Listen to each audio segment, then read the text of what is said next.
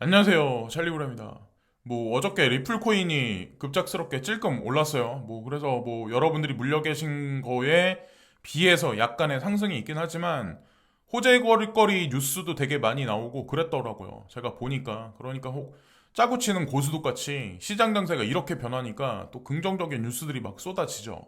그러니까 사람들을 또 이쪽으로 몰고 가고 저쪽으로 몰고 가고 폭락 장세가 오면 더 폭락할 거요라고 미디어는 또 선동을 하고. 근데 그러지 말자라고 제가 항상 뉴스를 보실 때 이제 필터링해서 봐야 된다라고 제가 말씀을 드리는데, 작년 12월 어느 시점부터 올해 지금 초까지 1월 달까지 금리 인상 공포를 계속 지속적으로 해왔고, 연준은 처음 초반에 이제 강력하게 계속 밀어붙이다가 시간이 흐르면 흐를수록 점진적으로 말 바꾸기를 해요. 작년 말까지만 해도 12월까지만 해도 금리 인상을 7번 할 거야라고 말 나왔다가 2월 달 들어서는 금리 인상을 5번 정도 할 거야라고 얘기가 나왔고, 금리 인상을 예를 들어서 지금 여기는 이제 연준이 22년 만에 빅샷 확률이 30%도 넘었다. 아시아 증시 일제히 약세.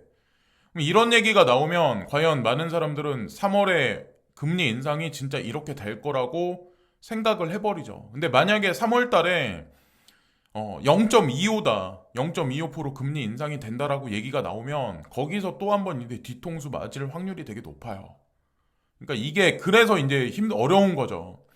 제가 이제 생각하는 건 뭐냐면, 제가 그 몇 번에 걸쳐서 계속 영상에서 말씀을 드리는데, 인플레이션이 진짜 많이 올라가는 거는 돈을 많이 풀어서도 이제 중요한 건데, 진짜 많이 기대 인플레이션부터 계속 올라갔던 거는 사실은 공급망 회복이 안 됐기 때문에, 상품 공급이 안 됐기 때문에 기대 인플레이션이 올라가고 진짜 리얼 인플레이션이 올라가게 시장이 그렇게 자극하게 만든 거거든요. 그래서 어쨌든 기대 인플레이션을 꺾기 위해서 일부러 이렇게 과장되게 공포심을 조장하는 게 아닐까. 2월 7일 날 오전까지만 해도 계속 이런 기사가 나오죠. 그래서 어느 순간 기사들을 제가 보니까 전 세계 다른 나라도 마찬가지지만, 코로나를 강력한 전염병에서 그냥 일상적인 감기 취급을 해버린다면, 이게 저는 그렇게 생각하거든요. 공급망 회복되는 거랑 사실 이거랑 관련이 있거든요. 강력한 전염병이다. 전 세계를 폐쇄해야 된다. 항공망을 다 묶어버려야 된다. 오도가도 못하게 한다. 여기서 감기 취급을 해버리면 이게 오픈시켜버리죠. 그러면 공급망이 다시 회복이 돼. 공급망이 회복되면 상품 가격은 떨어질 수밖에 없어요. 그래서 인플레이션이 하락을 하면 연준에서는 뭐라고 얘기를 할까요? 연준에서는 인플레이션이 하락했으니까 우리는 강력한 금리 인상을 안 할 거야.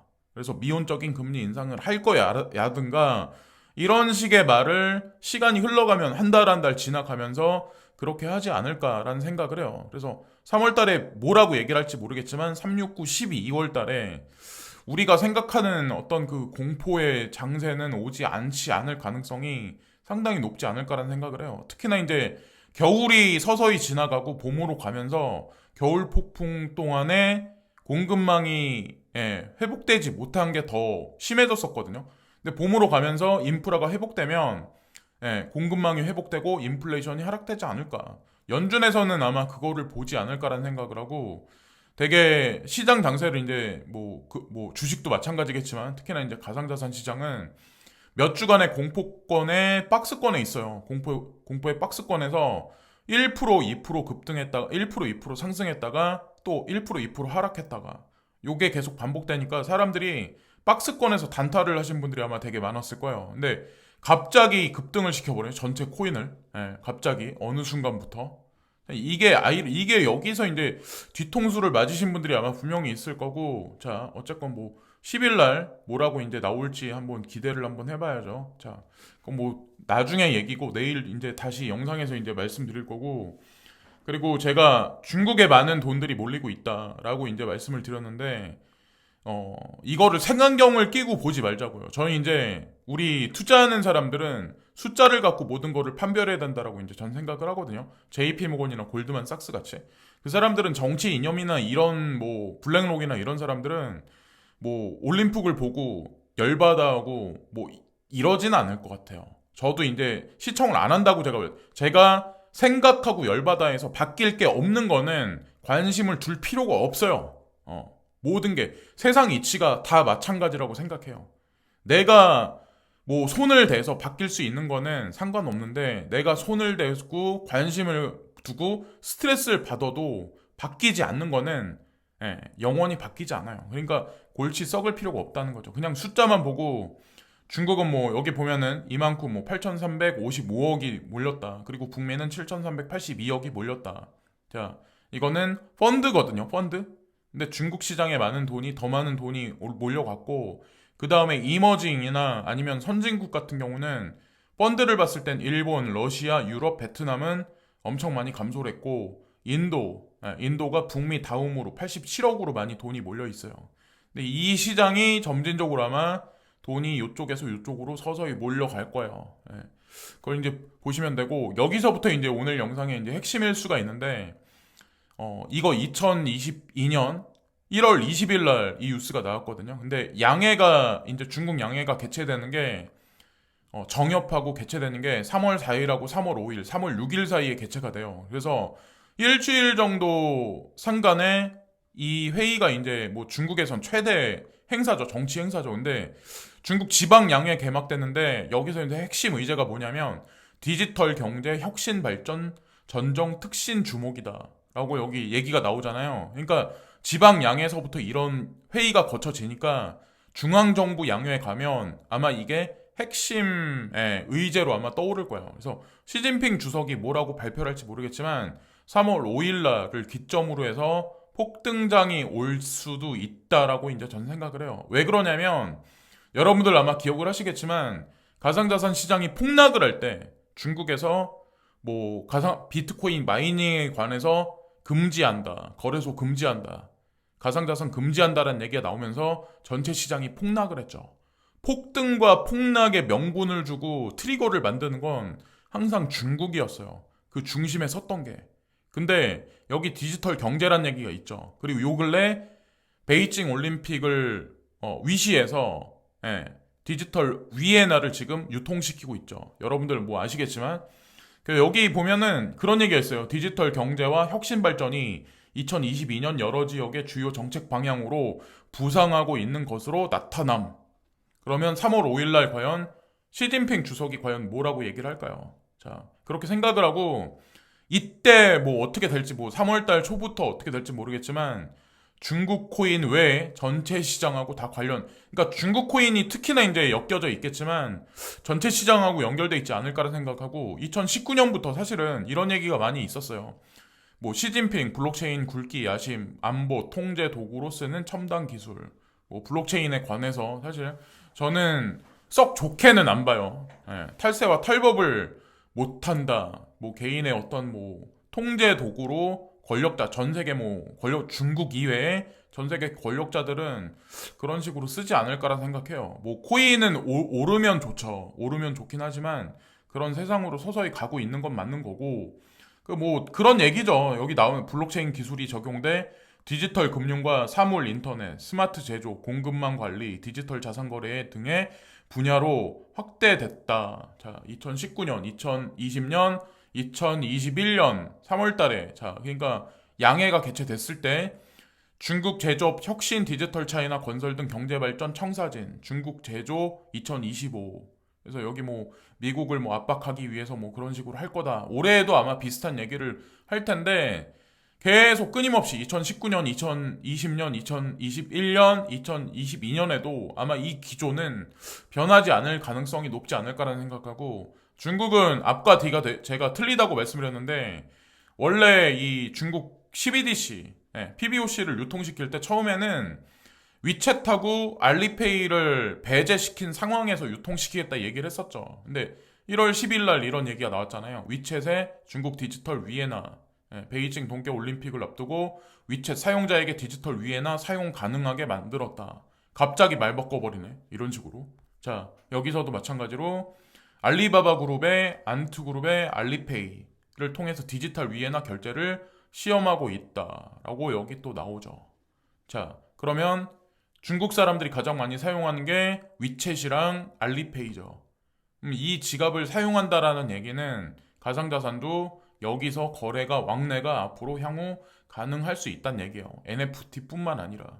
자, 그거는 뭐 나중에 오피셜하게 나오면 시장에 엄청난 아마 방향성을 몰고 올 거고, 그리고 여기 XRP 보유 대상 저한테 이제 이것에 관해서 여쭤보시는 분들이 많은데, 원래는 1월달 중순에 지급하기로 약속이 돼 있었거든요. 근데 이게 늦어진 거죠. 제가 아침에 확인해 봤는데 이 코인을 받았어요. 여러분들도 아침에 보시면 업비트를 로그인 하셔가지고 코인 이거 들어왔나 한번 확인을 해보세요. 그러니까 이 스냅샷 시점이 언제였냐면 2021년 12월 25일 날, 5시, 새벽 5시 이때 이제 가지고 계셨던 분들 아마 지급 받으셨을 텐데 개수가 몇 개는 안 될 거야 아마 가지고 계신 거 대비해서. 그래서 1XRP당 0.004개, 진짜 적죠. 개수가. 그래서 뭐 이거를 뭐 100만 개, 200만 개 가지고 계신 분들 같은 경우도 예를 들어서 몇 개 안 될 거예요. 뭐 10,000개 가진 사람, 10만 개 가진 사람은 진짜 몇 개 안 되겠죠. 어쨌건 몇 개 안 됐다. 그걸 보시면 되고, 요즘 들어서 XRP에 관해서 호재 뉴스가 갑자기 막 터지죠. 그러니까 되게 웃긴 게 뭐냐면 댓글을 보면 다른 코인들 뭐 엑스 인피니트나 아니면 뭐 샌드박스나 막 이렇게 올라갈 때 이 XRP 투자하신 거에 관해서 되게 후회하시는 분들 되게 많았었어요. 여러분들 아마 기억을 하실 거예요. XRP 뭐 어쩌네 저쩌네 막 디스하면서 그런 사람들 되게 많았다는 거. 근데 그런 게 시그널이라는 거예요. 그런 게 지표죠 사실은. 그래서 여기 휴거 필리온이라는 이 스파크 하고 이제 관련된 어떤 그 개발자, 핵심 개발자인 것 같은데, 이 사람이 뭐 하는 얘기가 뭐냐면 뭐 플레어 네트워크에 관한 뭐 어떤 결론에 관해서 얘기를 하는데, 몇 주 안에 뭐 풀 로드맵을 발표를 한대요. 근데 이게 아마 XRP한테 되게 호전적으로 이제 재판 외에 XRP한테 되게 긍정적으로 이제 구현이 된 것 같고, 여기 보면 송버드 네트워크 업그레이드가 향후에 있을 거다. 지금 가격이 엄청나게 많이 떨어졌거든요.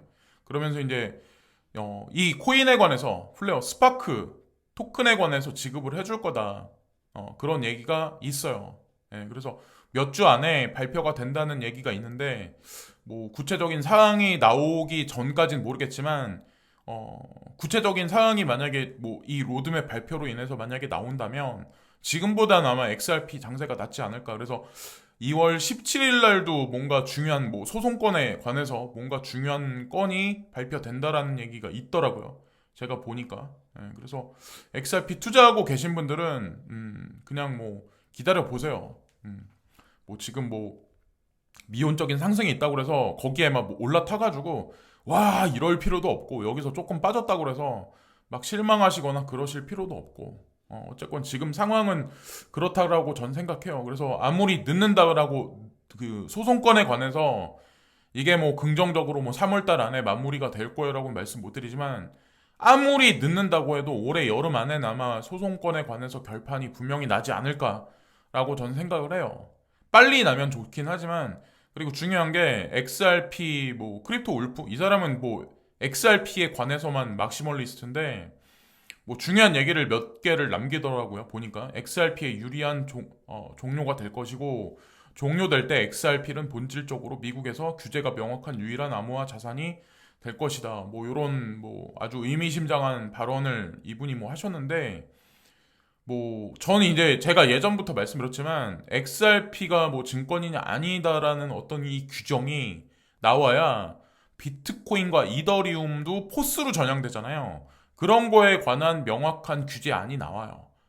그래야지만 익명성 코인하고 뭐 여러 가지 코인들 있잖아요. 코인 생태계에 있는 뭐 STO라든가 뭐 NFT라든가 뭐 아니면 스테이블 코인이라든가 그 정확한 규정이 XRP가 기준이 되는 거예요. 그런 관점으로 보시면 어떨까라는 생각을 합니다. 그래서 이것도 뭐 지나가는 김에 이제 말씀드리는 거고, 뭐 항상 뭐 제가 반복해서 했던 말이니까. 그리고 폴리곤 마틱이죠. 마틱에 뭐 450 밀리언의 자금 수여를 받았다. 뭐 이런 얘기가 있는데, 대표적인 기업이 소프트뱅크. 여기 보면 소프트뱅크, 타이거그룹, 그리고 핵심이 세카이어 캐피탈 인디아라고 여기 써 있네요. 그러니까 수백만 사람들이 많이 하는데 전 세계 VC 중에 가장 큰 게 사실은 세카이어 캐피탈이에요. 그리고 세카이어 어저께는 저한테 이제 파일코인에 관해서 물어보시는 분들이 있더라고요. 근데 제가 눈에 띄는 게 나오면 이제 보여드리는데 그런 게 많이는 없어요. 근데 세카이어 캐피탈의 핵심적인 투자자가 또 그러니까 세카이어 캐피탈에서 핵심적인 투자를 했던 게 또 파일이에요. 예, 되게 아주 오래 전에 초기 투자자로 재민이나 아니면 뭐 DCG 말고도 사실 그랬었어요. 저도 이제 그래서 언급을 했었던 거고 그리고 이더리움 2.0이 언제 구현된다는 그게 될지 모르겠지만 뭐 올해 6월 달이란 얘기가 있는데 그거랑 메커니즘적으로 맞물려 있는 게 파일이랑 G캐시기 때문에 예, 뭐 우리가 사실은 매수를 했던 게 그런 식의 생각을 했기 때문에 그랬던 거거든요. 그러니까 매수를 했던 거거든요. 근데 2.0이 작년 원래는 2021년 말에서 2022년 6월 달로 미뤄졌기 때문에 사실 예, 많이 꺾였죠. 지금 현재 상황이.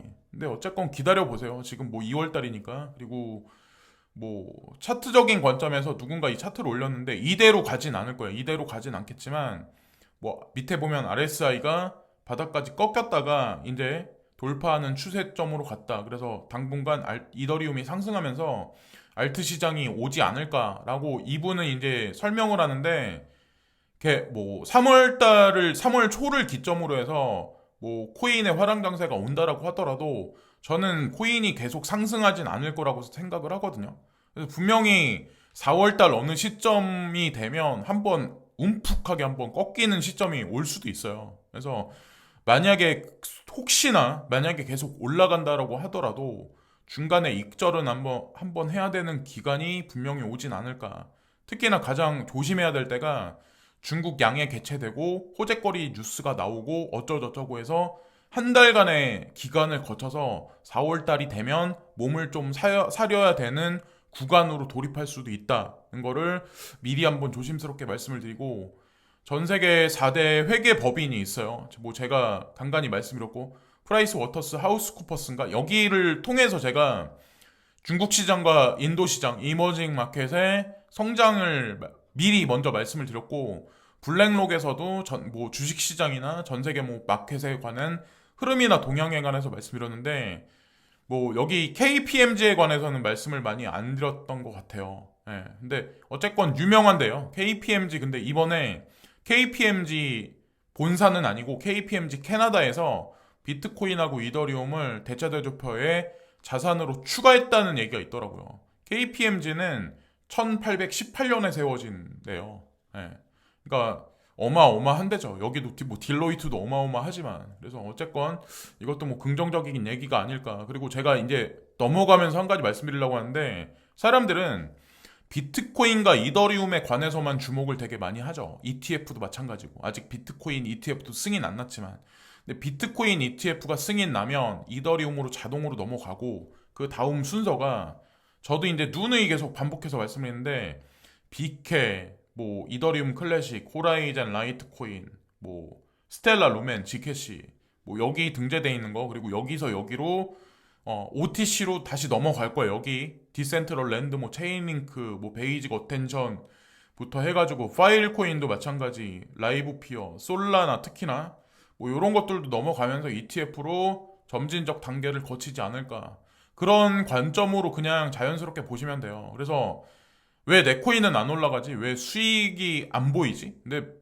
되게 제가 한 가지 말씀드리고 싶은 게 뭐냐면 내가 투자를 했는데 성과가 안 나고 수익이 안 보이면 사람들은 인내를 못 해요. 인내심이 있는 사람보다 인내심 없는 사람이 더 많아요. 80% 이상이에요. 거의 90% 이상이에요. 근데 수익이 그러니까 뭐 공부도 그렇고 사업도 그렇고 많이 실패를 보는데 사람들이 저는 그게 다 인내심이 부족해서 저는 그렇다고 생각하거든요. 근데 수익이 안 보이면 사람들이 포기를 하고 그리고 시총 작은 코인, 이름 없는 코인에 베팅을 하고 마진을 하고 시드가 사라지거나 아니면 더 중요한 건 다단계로 사람들을 살살 꼬셔요. 다단계로. 여기서 뭐 극도의 수익률을 줄 거예요. 뭐 하루에 뭐 몇 프로 수익을 줄 거예요. 일주일에 뭐 이거를 뭐 하면은 뭐 얼마를 줄 거예요. 그럼 큰 수익을 쫓는다는 거죠. 요거를 보고 사람들이. 근데 여기에 현혹돼가지고 처음에는 얼마를 주겠지만 시간이 지나면 이 사람들은 문을 닫고 도망가요. 결국에는. 그럼 여기 있는 코인에 내가 물린 거랑 다단계에 넣어가지고 완전 그냥 사라져버리는 거랑 이건 말이 엄청나게 틀린 거거든요, 사실. 그래서 이런 거는 조심하시라는 거죠. 누가 뭐 입 바른 말 하고 수익을 얼마 준다 이러면 조심해야 돼요, 진짜. 오늘도 시청해주신 많은 분들께 진심으로 감사를 드리고요. 예, 오늘 하루도 좋은 하루 되세요. 감사합니다.